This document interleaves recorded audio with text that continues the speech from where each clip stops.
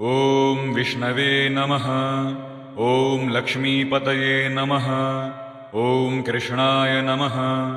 ॐ वैकुण्ठाय नमः। ॐ गरुडध्वजाय नमः। ॐ परब्रह्मणे नमः। ॐ जगन्नाथाय नमः। ॐ वासुदेवाय नमः। ॐ त्रिविक्रमाय नमः। ॐ दैत्यान्तकाय नमः। ॐ मधुरिपवे नमः। ॐ तारक्ष्यवाहनाय नमः। ॐ सनातनाय नमः। ॐ नारायणाय नमः। ॐ पद्मनाभाय नमः। ॐ ऋषिकेशाय नमः। ॐ सुधाप्रदाय नमः।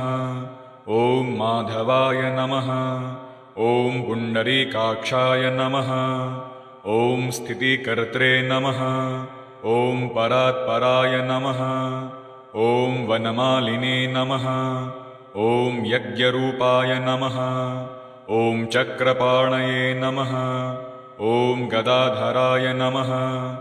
ॐ उपेन्द्राय नमः। ॐ केशवाय नमः। ॐ हंसाय नमः। ॐ समुद्रमथनाय नमः। ॐ हरये नमः। ॐ गोविन्दाय नमः। ॐ ब्रह्मजनकाय नमः। ॐ कैटभासुरमर्दनाय नमः। ॐ श्रीधराय नमः। ॐ कामजनकाय नमः। ॐ शेषशायिने नमः। ॐ चतुर्भुजाय नमः। ॐ पाञ्चजन्यधराय नमः। ॐ श्रीमते नमः। ॐ सारङ्गपाणये नमः। ॐ जनार्दनाय नमः। ॐ पीताम्बरधराय नमः। ॐ देवाय नमः। ॐ सूर्यचन्द्रविलोचनाय नमः। ॐ मत्स्यरूपाय नमः। ॐ कूर्मतनवे नमः। ॐ क्रोडरूपाय नमः। ॐ नृकेसरिणे नमः। ॐ वामनाय नमः। ॐ भार्गवाय नमः। ॐ रामाय नमः। ॐ बलिने नमः। ॐ कल्किने नमः। ॐ हयाननाय नमः। ॐ विश्वम्भराय नमः। ॐ शिशुमाराय नमः। ॐ श्रीकराय नमः। ॐ कपिलाय नमः। ॐ ध्रुवाय नमः। ॐ दत्तत्रेयाय नमः। ॐ अच्युताय नमः। ॐ अनन्ताय नमः। ॐ मुकुन्दाय नमः। ॐ दधिवामनाय नमः। ॐ धन्वन्तरये नमः। ॐ श्रीनिवासाय नमः। ॐ पद्युम्नाय नमः। ॐ पुरुषोत्तमाय नमः। ॐ श्रीवत्कौस्तुभधराय नमः। ॐ मुरारातये नमः। ॐ अधोक्षजाय नमः। ॐ ऋषभाय नमः। ॐ मोहिनीरूपधारिणे नमः। ॐ सङ्कर्षणाय नमः। ॐ पृथवे नमः। ॐ क्षीराब्धिशायिने नमः। ॐ भूतात्मने नमः। ॐ अनिरुद्धाय नमः। ॐ भक्तवत्सलाय नमः। ॐ नराय नमः। ॐ गजेन्द्रवरदाय नमः। ॐ त्रिधाम्ने नमः। ॐ भूतभावनाय नमः। ॐ श्वेतद्वीपसुवास्तव्याय नमः। ॐ सनकादिमुनिध्येयाय नमः। ॐ भगवते नमः। ॐ शङ्करप्रियाय नमः। ॐ नीलकान्ताय नमः। ॐ धराकान्ताय नमः। ॐ वेदात्मने नमः। ॐ वादरायणाय नमः। ॐ भागीरथीजन्मभूमिपादपद्माय नमः। ॐ सीताम्प्रभवे नमः। ॐ स्वभुवे नमः। ॐ विभवे नमः। ॐ घनश्यामाय नमः। ॐ जगत्कारणाय नमः। ॐ अव्याय नमः। ॐ बुद्धावताराय नमः। ॐ शान्तात्मने नमः। ॐ लीलामानुषविग्रहाय नमः। ॐ दामोदराय नमः। ॐ विराड्रूपाय नमः। ॐ भूतभव्यभवत्प्रभवे नमः। ॐ आदिदेवाय नमः। ॐ देवदेवाय नमः। ॐ प्रह्लादपरिपालकाय नमः। ॐ श्रीमहाविष्णवे नमः। ॐ विष्णवे नमः। ॐ लक्ष्मीपतये नमः। ॐ कृष्णाय नमः। ॐ वैकुण्ठाय नमः। ॐ गरुडध्वजाय नमः। ॐ परब्रह्मणे नमः। ॐ जगन्नाथाय नमः। ॐ वासुदेवाय नमः। ॐ त्रिविक्रमाय नमः। ॐ दैत्यान्तकाय नमः। ॐ मधुरिपवे नमः। ॐ तारक्ष्यवाहनाय नमः। ॐ सनातनाय नमः। ॐ नारायणाय नमः। ॐ पद्मनाभाय नमः। ॐ ऋषिकेशाय नमः। ॐ सुधाप्रदाय नमः। ॐ माधवाय नमः। ॐ पुण्डरीकाक्षाय नमः। ॐ स्थितिकर्त्रे नमः। ॐ परात्पराय नमः। ॐ वनमालिने नमः। ॐ यज्ञरूपाय नमः। ॐ चक्रपाणये नमः। ॐ गदाधराय नमः। ॐ उपेन्द्राय नमः। ॐ केशवाय नमः। ॐ हंसाय नमः। ॐ समुद्रमथनाय नमः। ॐ हरये नमः। ॐ गोविन्दाय नमः। ॐ ब्रह्मजनकाय नमः। ॐ कैटभासुरमर्दनाय नमः। ॐ श्रीधराय नमः। ॐ कामजनकाय नमः। ॐ शेषशायिने नमः। ॐ चतुर्भुजाय नमः। ॐ पाञ्चजन्यधराय नमः। ॐ श्रीमते नमः। ॐ सारङ्गपाणये नमः। ॐ जनार्दनाय नमः। ॐ पीताम्बरधराय नमः। ॐ देवाय नमः। ॐ सूर्यचन्द्रविलोचनाय नमः। ॐ मत्स्यरूपाय नमः। ॐ कूर्मतनवे नमः। ॐ क्रोडरूपाय नमः। ॐ नृकेसरिणे नमः। ॐ वामनाय नमः। ॐ भार्गवाय नमः। ॐ रामाय नमः। ॐ बलिने नमः। ॐ कल्किने नमः। ॐ हयाननाय नमः। ॐ विश्वम्भराय नमः। ॐ शिशुमाराय नमः। ॐ श्रीकराय नमः। ॐ कपिलाय नमः। ॐ ध्रुवाय नमः। ॐ दत्तत्रेयाय नमः। ॐ अच्युताय नमः। ॐ अनन्ताय नमः। ॐ मुकुन्दाय नमः। ॐ दधिवामनाय नमः। ॐ धन्वन्तरये नमः। ॐ श्रीनिवासाय नमः। ॐ पद्युम्नाय नमः। ॐ पुरुषोत्तमाय नमः। ॐ श्रीवत्कौस्तुभधराय नमः। ॐ मुरारातये नमः। ॐ अधोक्षजाय नमः। ॐ ऋषभाय नमः। ॐ मोहिनीरूपधारिणे नमः। ॐ सङ्कर्षणाय नमः। ॐ पृथवे नमः। ॐ क्षीराब्धिशायिने नमः। ॐ भूतात्मने नमः। ॐ अनिरुद्धाय नमः।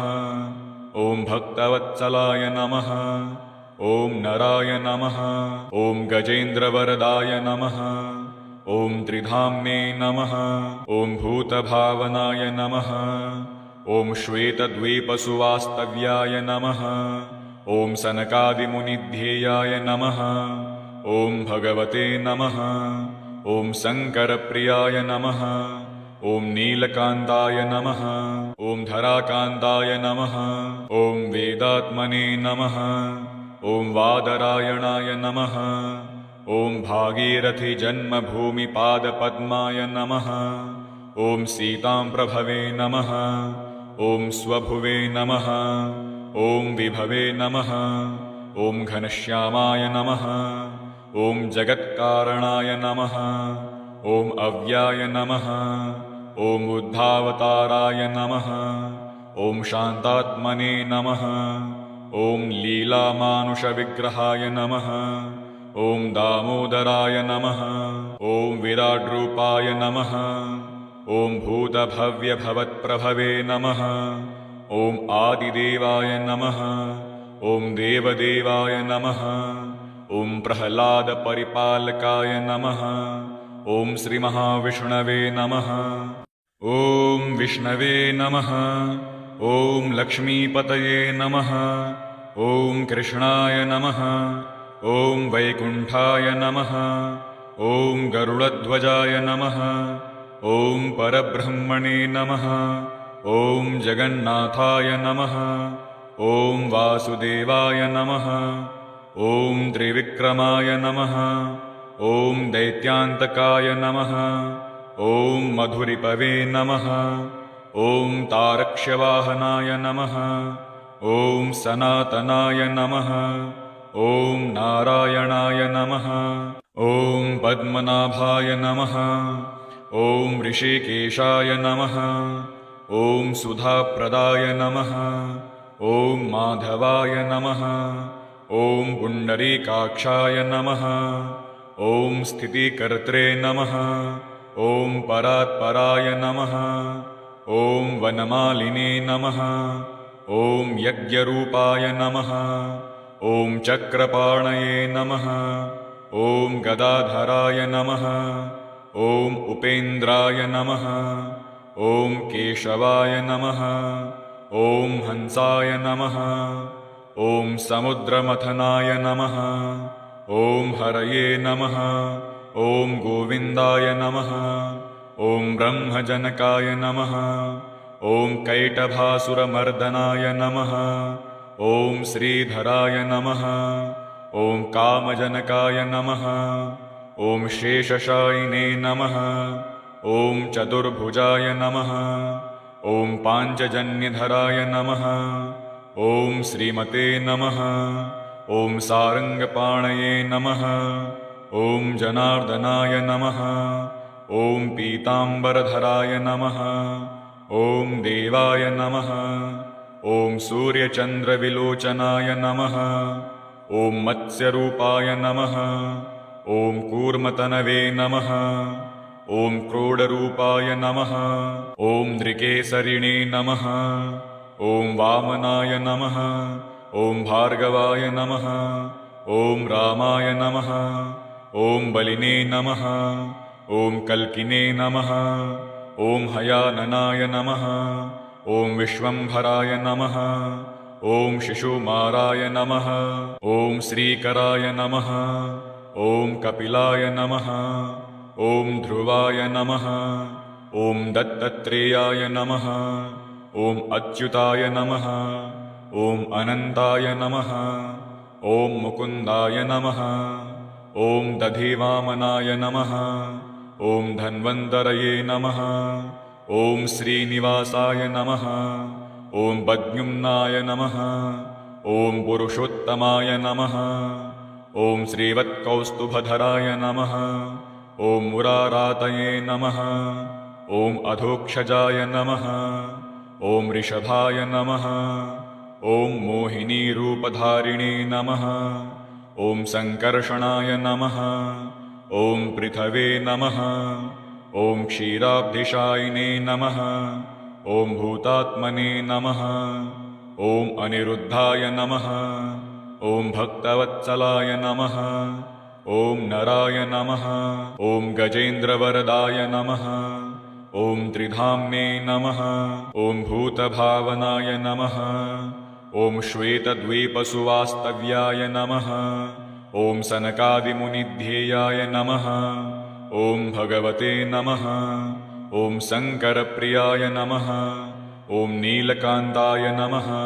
ॐ धराकान्ताय नमः। ॐ वेदात्मने नमः। ॐ वादरायणाय नमः।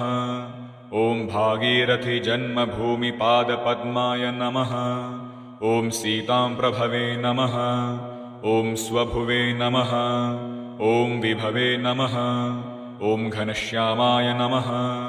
ॐ जगत्कारणाय नमः। ॐ अव्याय नमः। ॐ बुद्धावताराय नमः। ॐ शान्तात्मने नमः। ॐ लीलामानुषविग्रहाय नमः। ॐ दामोदराय नमः। ॐ विराड्रूपाय नमः। ॐ भूतभव्यभवत्प्रभवे नमः। ॐ आदिदेवाय नमः। ॐ देवदेवाय नमः। ॐ प्रह्लादपरिपालकाय नमः। ॐ श्रीमहाविष्णवे नमः। ॐ विष्णवे नमः। ॐ लक्ष्मीपतये नमः। ॐ कृष्णाय नमः। ॐ वैकुण्ठाय नमः। ॐ गरुडध्वजाय नमः। ॐ परब्रह्मणे नमः। ॐ जगन्नाथाय नमः। ॐ वासुदेवाय नमः। ॐ त्रिविक्रमाय नमः।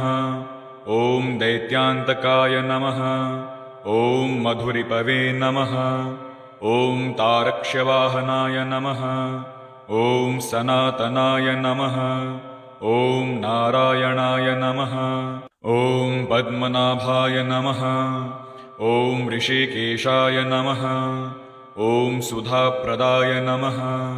ॐ माधवाय नमः। ॐ पुण्डरीकाक्षाय नमः। ॐ स्थितिकर्त्रे नमः। ॐ परात्पराय नमः। ॐ वनमालिने नमः। ॐ यज्ञरूपाय नमः। ॐ चक्रपाणये नमः। ॐ गदाधराय नमः। ॐ उपेन्द्राय नमः। ॐ केशवाय नमः। ॐ हंसाय नमः। ॐ समुद्रमथनाय नमः। ॐ हरये नमः। ॐ गोविन्दाय नमः। ॐ ब्रह्मजनकाय नमः। ॐ कैटभासुरमर्दनाय नमः। ॐ श्रीधराय नमः। ॐ कामजनकाय नमः। ॐ शेषशायिने नमः। ॐ चतुर्भुजाय नमः। ॐ पाञ्चजन्यधराय नमः। ॐ श्रीमते नमः। ॐ सारङ्गपाणये नमः। ॐ जनार्दनाय नमः। ॐ पीताम्बरधराय नमः। ॐ देवाय नमः। ॐ सूर्यचन्द्रविलोचनाय नमः। ॐ मत्स्यरूपाय नमः। ॐ कूर्मतनवे नमः। ॐ क्रोडरूपाय नमः। ॐ नृकेसरिणे नमः। ॐ वामनाय नमः। ॐ भार्गवाय नमः। ॐ रामाय नमः। ॐ बलिने नमः। ॐ कल्किने नमः। ॐ हयाननाय नमः। ॐ विश्वम्भराय नमः। ॐ शिशुमाराय नमः। ॐ श्रीकराय नमः। ॐ कपिलाय नमः। ॐ ध्रुवाय नमः। ॐ दत्तत्रेयाय नमः। ॐ अच्युताय नमः। ॐ अनन्ताय नमः। ॐ मुकुन्दाय नमः। ॐ दधिवामनाय नमः। ॐ धन्वन्तरये नमः। ॐ श्रीनिवासाय नमः। ॐ पद्युम्नाय नमः। ॐ पुरुषोत्तमाय नमः। ॐ श्रीवत्कौस्तुभधराय नमः। ॐ मुरारातये नमः। ॐ अधोक्षजाय नमः। ॐ ऋषभाय नमः। ॐ मोहिनीरूपधारिणे नमः। ॐ सङ्कर्षणाय नमः। ॐ पृथवे नमः। ॐ क्षीराब्धिशायिने नमः। ॐ भूतात्मने नमः। ॐ अनिरुद्धाय नमः। ॐ भक्तवत्सलाय नमः। ॐ नराय नमः। ॐ गजेन्द्रवरदाय नमः। ॐ त्रिधाम्ने नमः। ॐ भूतभावनाय नमः। ॐ श्वेतद्वीपसुवास्तव्याय नमः। ॐ सनकादिमुनिध्येयाय नमः। ॐ भगवते नमः। ॐ शङ्करप्रियाय नमः। ॐ नीलकान्ताय नमः। ॐ धराकान्ताय नमः। ॐ वेदात्मने नमः। ॐ वादरायणाय नमः। ॐ भागीरथीजन्मभूमिपादपद्माय नमः। ॐ सीताम्प्रभवे नमः। ॐ स्वभुवे नमः। ॐ विभवे नमः। ॐ घनश्यामाय नमः। ॐ जगत्कारणाय नमः। ॐ अव्याय नमः। ॐ बुद्धावताराय नमः। ॐ शान्तात्मने नमः।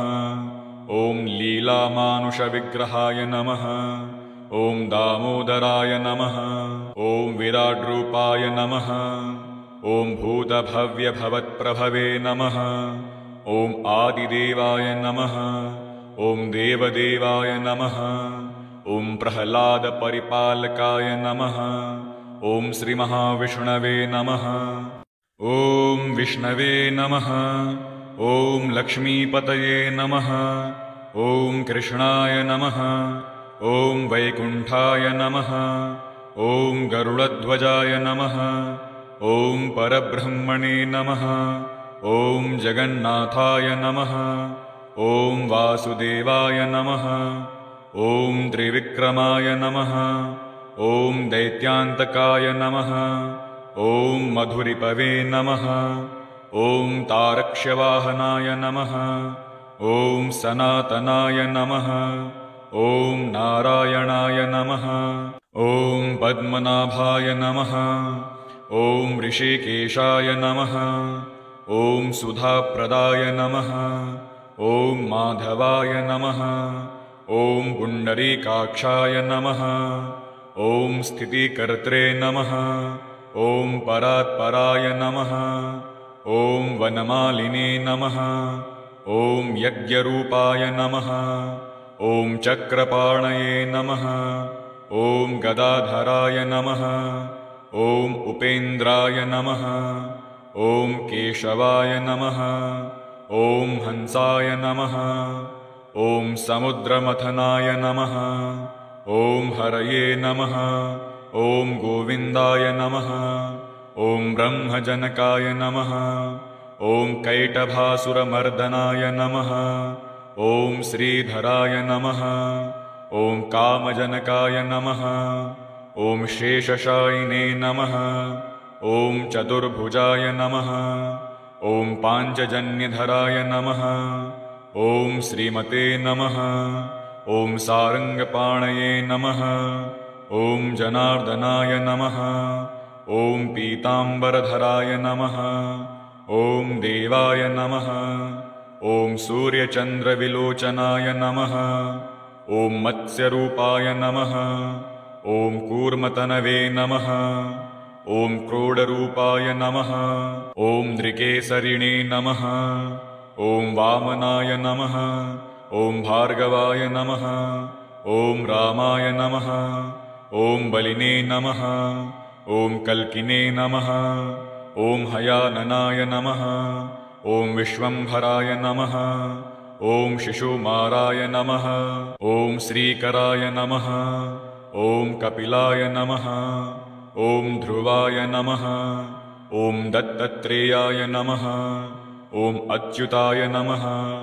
ॐ अनन्ताय नमः ॐ मुकुन्दाय नमः ॐ दधिवामनाय नमः ॐ धन्वन्तरये नमः ॐ श्रीनिवासाय नमः ॐ पद्युम्नाय नमः ॐ पुरुषोत्तमाय नमः ॐ श्रीवत्कौस्तुभधराय नमः ॐ मुरारातये नमः ॐ अधोक्षजाय नमः ॐ ऋषभाय नमः ॐ मोहिनीरूपधारिणे नमः ॐ सङ्कर्षणाय नमः ॐ पृथवे नमः ॐ क्षीराब्धिशायिने नमः ॐ भूतात्मने नमः ॐ अनिरुद्धाय नमः ॐ भक्तवत्सलाय नमः ॐ नराय नमः ॐ गजेन्द्रवरदाय नमः ॐ त्रिधाम्ने नमः ॐ भूतभावनाय नमः